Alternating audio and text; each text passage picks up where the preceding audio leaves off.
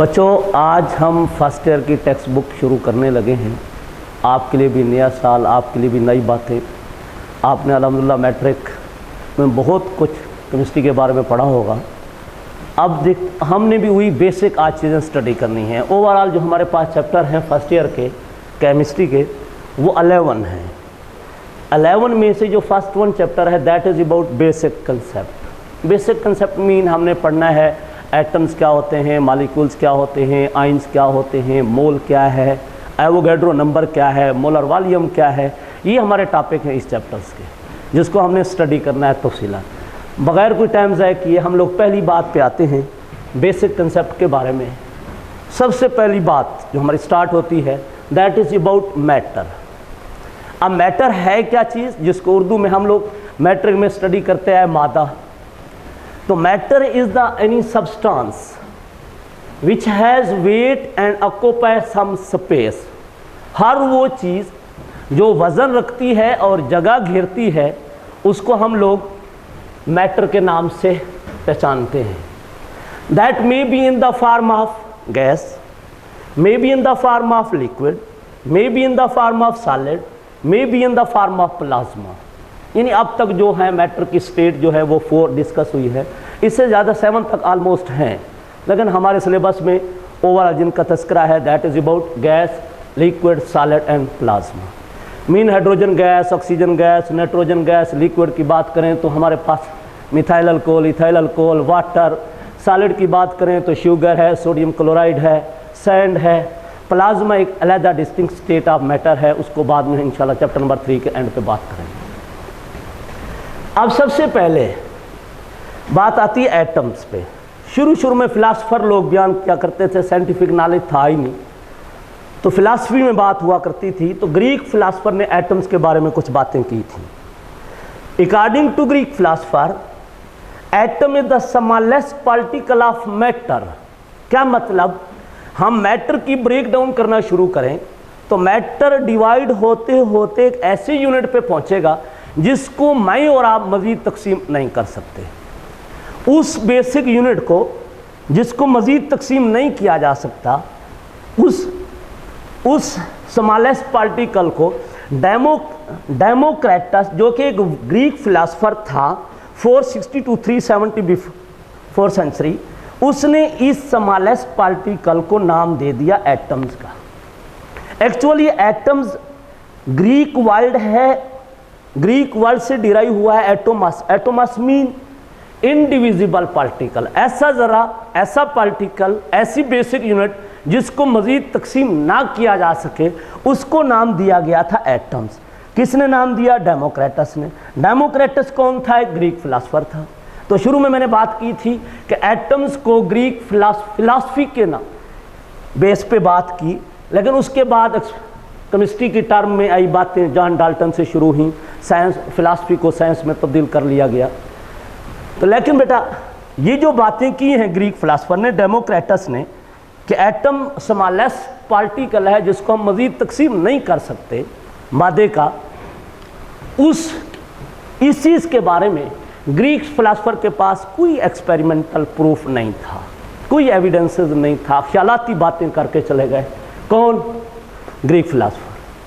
फिर in the late 17th century कुछ matters के एस्पेक्ट्स को स्टडी किया गया। ओवरऑल मैंने यहाँ पे 3 इंडिकेट किए हैं हमारे सिलेबस के मुताबिक। वो कौन कौन से हैं? सबसे पहली बात, quantitative study of composition of matter को स्टडी किया गया। क्या मतलब? सब्सटेंस है, मैटर है। जैसे मैं आपको कहूँ वाटर है, अब वाटर किन चीज़ों से मिलके बना हुआ है? हाइड्रोजन और ऑक्सीजन कंबाइन हुए हैं। इस हाइड्रोजन और ऑक्सीजन की अमाउंट जो कंबाइन हुई है उसको क्या नाम दिया जा रहा है? Composition. And that was study in the late 17th century. फिर इस बात ने डिस्क्लोज किया, इस स्टडी ने डिस्क्लोज किया, वाज़ेह कर दिया, हमें आगाह कर दिया कि जो डिफ़िकल्ट सब्सटेंसेस होते हैं उसमें मुख्तलिफ एलिमेंट आपस में कंबाइन होते हैं। मीन सब्सटेंस मुख्तलिफ एलिमेंट्स का मजमुआ है, मुख्तलिफ एलिमेंट आपस में कंबाइन होते हैं, तो उससे क्या बनता है?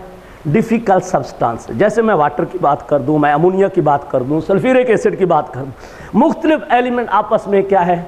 कंबाइन हुए हैं। अब बच्चों फिर उसी मैटर की ब्रेकडाउन करते हैं तो पता चलता है मादा अपनी कॉन्स्टिट्यूएंट एलिमेंट में कैसे तब्दील होता है, अपने कंपोनेंट में कैसे तब्दील होता है, वो एलिमेंट एक दूसरे से अलग अलग कैसे हो जाते हैं, फिर ये एलिमेंट आपस में कंबाइन कैसे होते हैं। जिन्हें दूसरे लफ्ज़ों में केमिकल बॉन्डिंग की बात की जाए तो केमिकल बॉन्डिंग को भी in the late 17th century study किया गया। तो मैटर से रिलेटेड 3 बातें हुई 17th सेंचुरी में। Number 1 the composition of matter, number 2 how matter is break down into its constituent element as well as how this element combine with each other to form a matter, to form a substance. Specially difficult substance की मैं बात कर रहा हूँ, simple substances की बात नहीं कर रहा। इन 1808 जॉन डाल्टन जो कि एक इंग्लिश स्कूल टीचर था, अब मैंने पहली बात आपको कही थी फिलॉसफी में बात हुई, ये पहला साइंटिस्ट आ रहा है जो फिलॉसफी को साइंस की शक्ल में लेके आ रहा है, एक्सपेरिमेंटल वर्क की शक्ल में लेके आ रहा है। इंग्लिश स्कूल टीचर, ये साइंटिस्ट क्या कहने लगा, गौर से सुनिएगा। इसने मुझे और आपको इस बात की यकीन दहानी कराने जा रहा है कि अगर एटम्स होगा तो ये दोनों लाज बयान हो सकते हैं। दूसरे लफ्ज़ों में वो मुझे और आपको कह रहा है वाकई एटम कायनात में मौजूद है, मान जाओ। कैसे बेटा? उसने कहा law of conservation of matter, law of conservation of mass and law of definite proportion, these can be explained, both laws can be explained if atom exist। अगर एटम का वजूद है तो ये दोनों लाज बयान हो सकते हैं, अगर एटम नहीं तो ये दोनों लाज हो ही नहीं सकती। ये बेस है हमारी साइंस की। अगर ये 2 लाज बयान होते हैं तो साइंस आगे प्रोसीड होती है, अदरवाइज प्रोसीड ही नहीं होती। तो उसने बेसिक लाज को पकड़ा ताकि लोगों को यकीन दहानी कराए कि वाकई क्या मौजूद है, कायनात में एटम मौजूद है। अब इसमें हमें थोड़ा सा तस्करा करना चाहिए, what do you mean by law of conservation of mass, what do you mean by law of definite proportion.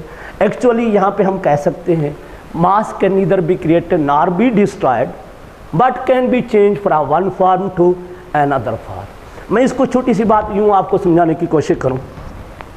मेरे प्यारे बच्चे, हाइड्रोजन को मैं रिएक्ट कराऊँ ऑक्सीजन के साथ और क्या बना दूँ, वाटर, और इनके मासेस की स्टडी करूं। हाइड्रोजन का मास अप्रॉक्सीमेटली 1.008 ग्राम कंसीडर किया जाता है, तो ये 4 ग्राम्स होगा। ये 32, एक ऑक्सीजन का मास 16, अब 2 ऑक्सीजन है तो 32 ग्राम्स। अब रिएक्टेंट टोटल कितने हुए, 36 ग्राम। एक वाटर का मोलर मास 18 ग्राम्स होता है, 2 मोला वाटर है तो ये 36 ग्राम होगा। इसका मतलब ये हुआ जितने रिएक्टेंट थे उतने ही प्रोडक्ट, रिएक्टेंट भी 36 ग्राम, प्रोडक्ट भी 36 ग्राम। इसका मतलब ये हुआ मास ना तो क्रिएट हुआ है ना डिस्ट्रॉय हुआ है, बल्कि एक शक्ल से दूसरी शक्ल में तब्दील हुआ है। पहले वो हाइड्रोजन और ऑक्सीजन गैस की शक्ल में था, अब वो वाटर की शक्ल में तब्दील हुआ है। तो मास ना तो क्रिएट हुआ है ना डिस्ट्रॉय हुआ है, सिर्फ एक शक्ल से दूसरी शक्ल में तब्दील हुआ है। ये कौन कहता है, law of conservation of mass. दूसरे लफ्जों में मैं ये भी कह सकता हूँ mass of reactant will be equal to mass of product according to law of conservation of mass. दूसरे लफ्जों में लॉ ऑफ डेफिनेट प्रोपोर्शन है। बेटा जैसे मैं वाटर की बात कर रहा हूँ, वाटर को कायनात के किसी कोने में भी बनाओ, उसके अंदर हमेशा combining ratio of atom same रहेगी। यानी हाइड्रोजन अगर 2 कंबाइन हो रहे हैं तो ऑक्सीजन 1 होगा, तो ये कंबाइनिंग रेशियो 2:1। या आप मास के हवाले से बोलोगे तो, बाय वेट के हवाले से बोलोगे तो आप, मैं और आप कह सकते हैं हाइड्रोजन 2 ग्राम ऑक्सीजन 16 ग्राम, या हाइड्रोजन 1 ग्राम तो ऑक्सीजन 8 ग्राम। इस तरह ये कंबाइनिंग रेशियो हमेशा कांस्टेंट रहेगी। इस कंबाइनिंग रेशियो को बयान करने वाला कौन, लॉ ऑफ डेफिनेट प्रोपोर्शन। तो ये दोनों लॉज उस वक्त होंगे जब मैटर होगा, मैटर होगा तो मास होगा, मास होगा तो ये बयान होंगे, अदरवाइज ये बयान हो ही नहीं सकते।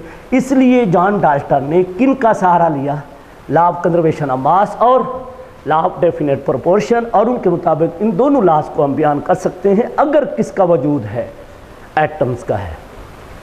ना सिर्फ ये बात की बल्कि एटम्स के बारे में उसने एटॉमिक थ्योरी भी पेश की थी, जिसको हम आज डाल्टन एटॉमिक थ्योरी कहते हैं। उसमें बहुत सारे पास्टुलेट थे, लेकिन हम हिस्ट्री पढ़ रहे हैं तो एटम्स के हवाले से क्या बात थी, उसके मुताबिक जितने भी सब्सटेंस है ऑलमोस्ट वो बने हुए हैं किन से, एटम्स ऑफ डिफरेंट एलिमेंट। जैसे मैं वाटर की बात कर रहा था, वाटर एक सब्सटेंस है, तो वाटर में हाइड्रोजन 2, ऑक्सीजन 1 है, तो हाइड्रोजन की प्रॉपर्टीज़ और होंगी, ऑक्सीजन की प्रॉपर्टीज़ और होंगी। तो वो यही कहना चाह रहा है जो सब्सटेंस होते हैं ये बने होते हैं एटम्स ऑफ डिफरेंट एलिमेंट, जिनकी प्रॉपर्टीज़ एक दूसरे से क्या होती हैं, मुख्तलिफ। जैसे मैंने बयान किया अभी, वाटर के अंदर 2 किस्म के एटम्स, हाइड्रोजन एलिमेंट के एटम्स हैं, ऑक्सीजन एलिमेंट से एटम है। तो इन हाइड्रोजन और ऑक्सीजन की प्रॉपर्टीज एक दूसरे से मुख्तलिफ होगी कंबाइन होने से पहले, फिर तो एक नया सब्सटेंस बन गया। तो सब्सटेंस एटम से बना होता है मुख्तलिफ एलिमेंट्स के, जिनकी प्रॉपर्टीज एक दूसरे से मुख्तलिफ हुआ करती हैं। मेरे प्यारे बेटा, अगली बात करते हैं हिस्ट्री के हवाले से। जे बर्ज़िलियस वर्क, जे बर्ज़िलियस था कौन, स्वीडिश केमिस्ट। और मेरे से कोई पूछे तो मैं यह लाजमी कहूँगा कि जे बर्ज़िलियस उस वक्त का बेहतरीन एक्सपेरिमेंटल केमिस्ट था। इसने तकरीबन 2000 एक्सपेरिमेंट परफॉर्म किए और 2000 प्रैक्टिकल परफॉर्म करने के बाद, एक्सपेरिमेंट परफॉर्म करने के बाद तकरीबन उस वक्त 15 एलिमेंट्स के एटॉमिक मासेस को मालूम कर लिया। पहला काम जो उसका था, जो कि बजाते खुद स्वीडिश केमिस्ट था, ये हिस्ट्री मैंने बताई 1779 से 1848 तक उसने वर्क किया और उसने एटॉमिक मासेस मालूम किए थे। तकरीबन मैंने कहा 15 एलिमेंट के एटॉमिक मासेस मालूम कर गया। ये बातें बुक में नहीं है, मैं वैसे बोल गया ये बातें ताकि आपके कंसेप्ट क्लियर हो जाए। तो ये जो उसने एटॉमिक मासेस मालूम किए थे उस दौर में, और आज जो हम मॉडर्न टेक्निक से मालूम करते हैं, तो आज की रिसेंट वैल्यू और जे बर्ज़िलियस से कैलकुलेटेड वैल्यू ऑलमोस्ट सेम है, ऑलमोस्ट एक जैसी है। इसका मतलब मैं यूँ कहूँ, जे बर्ज़िलियस अपने काम में माहिर था। एक सिंपल से ऑपरेटर से उसने जो हमें वैल्यू दी, आज वही वैल्यू आ रही है जो हम मॉडर्न टेक्निक से मालूम करते हैं। तो वो कैसे, मैंने एक एग्जांपल भी दी है। कापर का जो उस वक्त एटॉमिक मास मालूम हुआ था जे बर्ज़िलियस की तरफ से 633 AMU था, और आज रिसेंट वैल्यू से 63.55 आता है।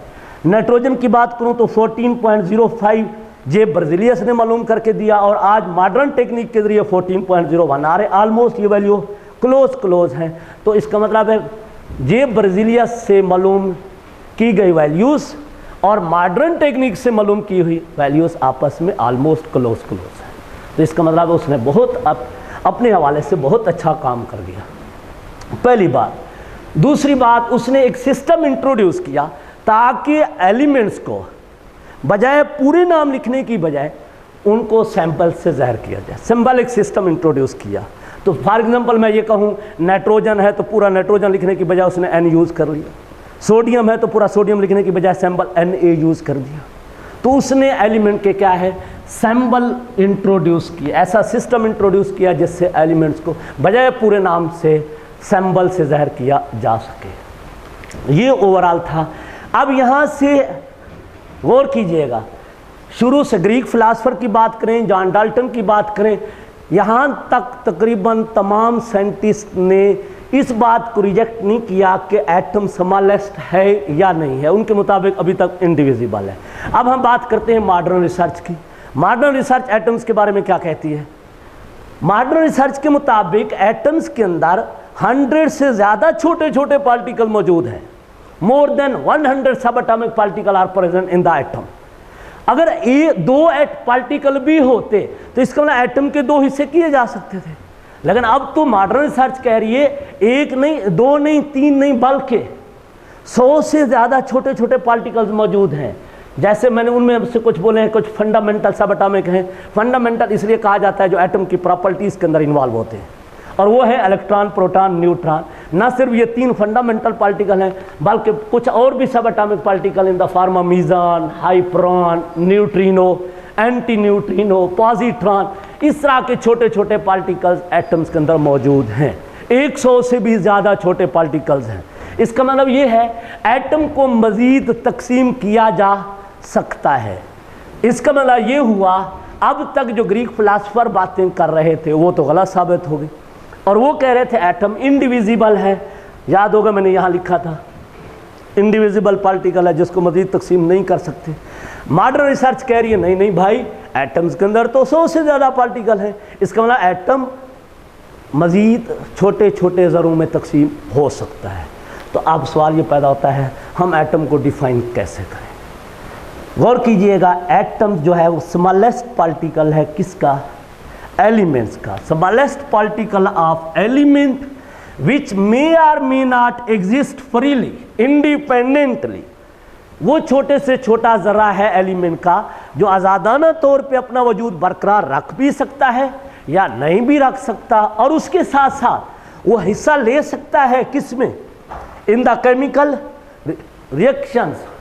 Smallest particle of an element which may or may not exist freely and can take part in the chemical reaction, that smallest particle is known as atoms। अब यहाँ पे सवाल ये पैदा होता है, अक्सर बच्चे कंफ्यूज होते हैं, आप मैट्रिक करके आ रहे हैं, मैं अगर आपसे पूछूँ एलिमेंट क्या है तो आप सारे सोचें सर ये कहाँ से बात आ गई।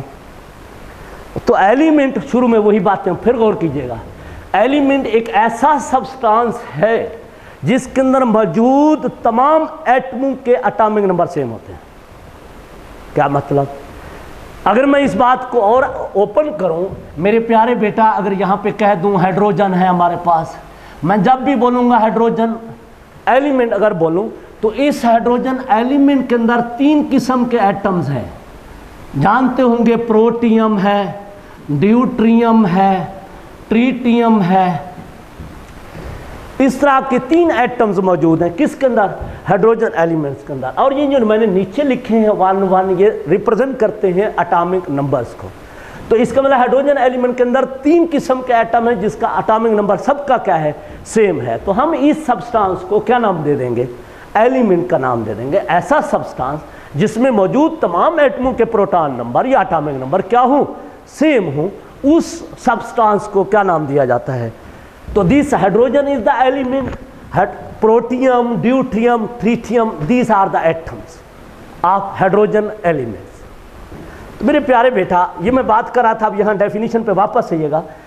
एलिमेंट का स्मॉलेस्ट पार्टिकल था जो एग्जिस्ट कर भी सकता है या नहीं भी कर सकता, दोनों बातें करते हैं। विच मे एग्जिस्ट फ्रीली, हीलियम है, नियॉन है, आर्गन है, क्रिप्टॉन है, ज़ीनान है। इन तमाम एलिमेंट्स के जो एटम्स होते हैं वो आज़ादाना तौर पे अपना वजूद बरकरार रख सकते हैं। लेकिन अगर मैं ये कह दूं हाइड्रोजन है, नाइट्रोजन है, ऑक्सीजन है, इन तमाम की जो एटम है, इन तमाम एलिमेंट्स के जो एटम्स हैं, they can not exist independently. वो आज़ादाना तौर पे नहीं पाए जाते। वो होंगे या तो वाटर की शक्ल में हाइड्रोजन होगा, या अमोनिया की शक्ल में, या सल्फ्यूरिक एसिड, यानी दूसरे एलिमेंट से कंबाइन हालत में कायनात के अंदर एग्जिस्ट कर रहा होगा, फ्रीली एग्जिस्ट नहीं कर रहा होगा, अकेला एटम की शक्ल में मौजूद नहीं होगा, इंडिपेंडेंटली नहीं होगा, कंबाइन हालत में होगा। ये तो था छोटा सा बेटा इंट्रोडक्शन, किसके हवाले से? एटम्स के हवाले से, एटम के हवाले से ग्रीक फिलासफर का क्या नज़रिया था, उसके बाद 17वीं सेंचुरी में क्या बातें हुई एटम्स के बारे में, फिर मेरे प्यारे बेटा जॉन डाल्टन ने क्या बातें की, उसके बाद मॉडर्न रिसर्च क्या कहता है, उसके साथ ही जे ब्राज़िलियस का वर्क क्या कहता है। ये छोटी छोटी बातें थी। मेरे ख्याल में आपको शॉर्ट क्वेश्चन भी समझ आ जाने चाहिए, एमसीक्यूज भी समझ आ जाने चाहिए, कौन क्या था, कैसे कैसे बातें हुई। ये सारे अगर वह कह सकते, शॉर्ट क्वेश्चन कैसे कह सकते हैं, what was the work of J Berzelius about atoms, तो आप लोगों ने ये 2 पॉइंट्स लिखने हैं। आपसे कहता है define the atoms and give example, तो ये मॉडर्न डेफिनेशन है, ये बातें हो गई। इसी तरह आपसे कह सकता है जॉन डाल्टन का क्या काम था एटम्स के हवाले से, आपसे कह सकता है ग्रीक फिलासफर का कंसेप्ट एटम्स के हवाले से क्या था। तो बातें हर एक चीज़ हेडिंग की शक्ल में आपके पास शॉर्ट क्वेश्चन की शक्ल में मौजूद है। अब आते हैं मेरे प्यारे बेटा एक्सपेरिमेंटल एविडेंसेस अबाउट एटम्स। मैं और आप कहते हैं atom is so smallest which can not be seen even bye a powerful optical microscope और बाय नेकेड आई।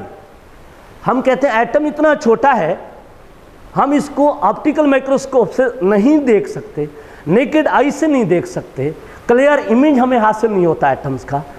अब देखते हैं कैसे हमारे पास आखिर इतनी बातें फिर जब देख ही नहीं सकते तो हम आज कैसे दावा कर रहे हैं कि एटम मौजूद है, हमारे पास क्या सबूत हैं एटम्स के बारे में।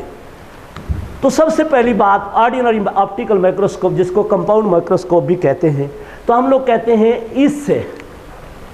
इससे सिर्फ उन ऑब्जेक्ट को, उन बॉडीज को, उन सब्सटेंसेस को स्टडी किया जा सकता है जिनका साइज अप टू 500 नैनोमीटर हो या more than 500 nanometre.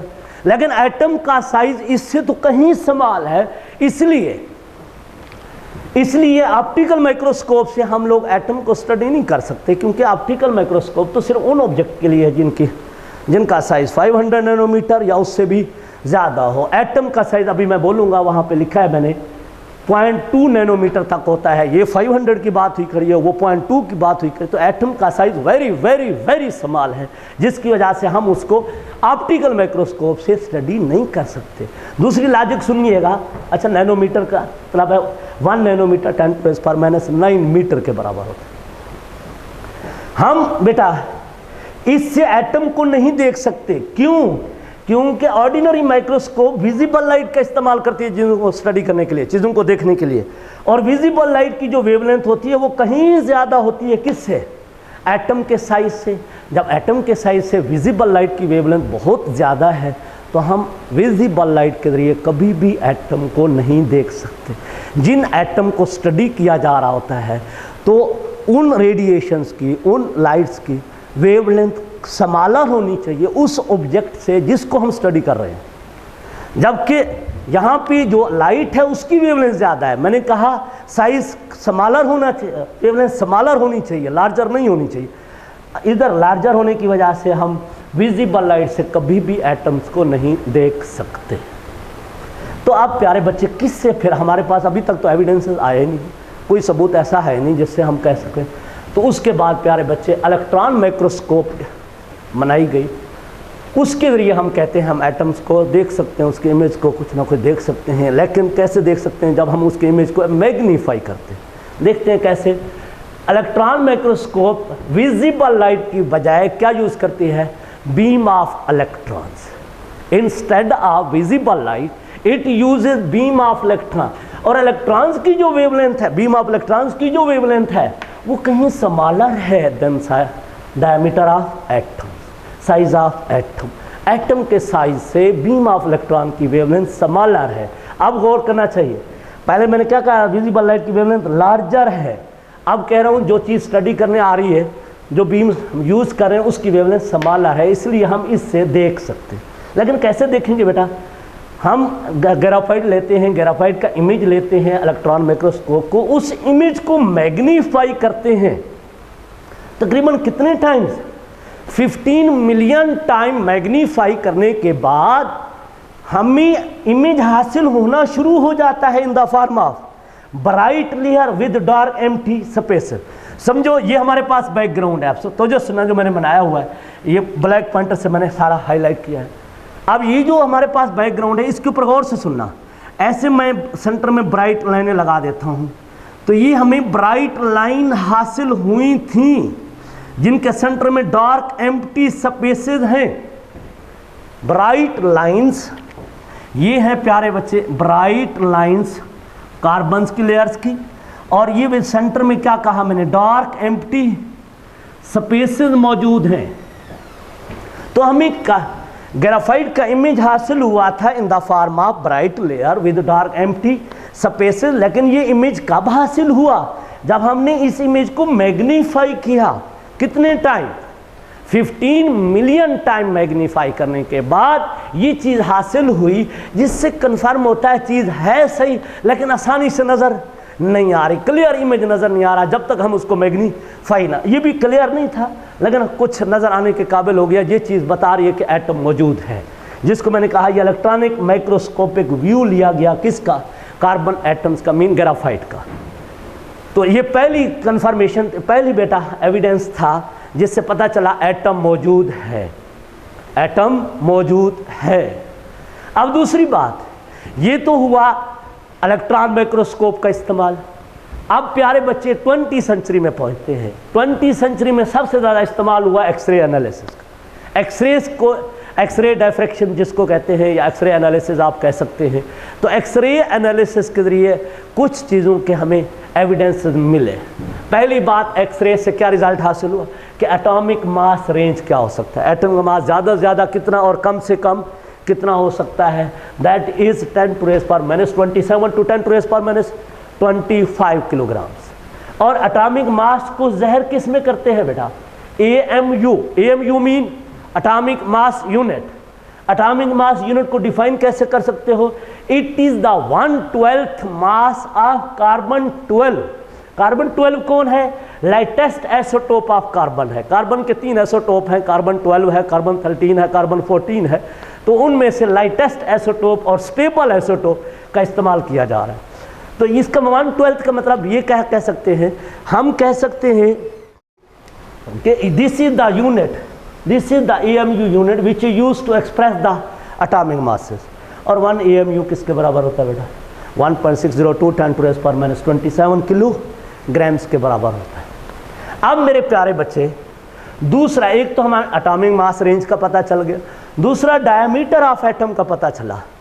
Diameter of atom कितना है, 0.2 नैनोमीटर, या मैं लिख सकता हूँ 0.2 10 to raise power minus 9 metre, क्योंकि मैंने आपसे कहा था 1 nanometre is equal to 10 to raise power minus 9 metre. या आप लोग इसको 0.2 को ख़त्म करना चाहो तो 2 10 to raise power minus 10 metre भी लिख सकते हो।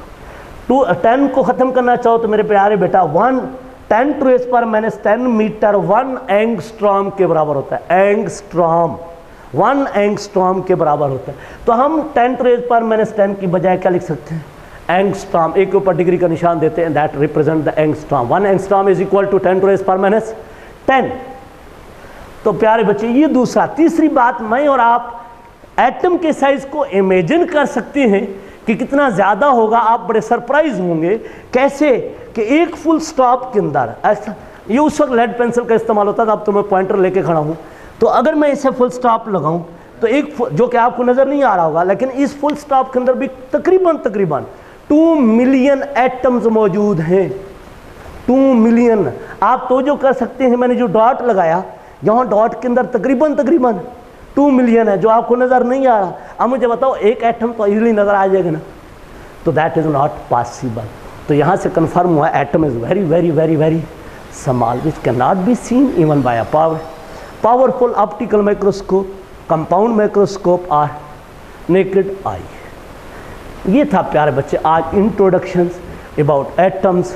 नेक्स्ट हमारा टॉपिक होगा मॉलिक्यूल्स के बारे में, इंशाल्लाह that will be discuss tomorrow. और लास्ट बात, इसको याद, पहले लेक्चर देखिएगा, फिर टेक्स्ट बुक से लाजमी रीड कीजिएगा, ताकि आपको एहसास हो सर ने क्या क्या पढ़ाया और कैसे पढ़ाया। वहाँ से आप यूँ ही इसको पहले स्टडी करेंगे, फिर बुक देखेंगे, तो आपको वाज़ेह तौर पे क्लियर कट हर चीज़ नज़र आ जाएगी। इंशाल्लाह आपको क्वेश्चन भी नहीं रहेगा। अल्लाह हाफ़िज़।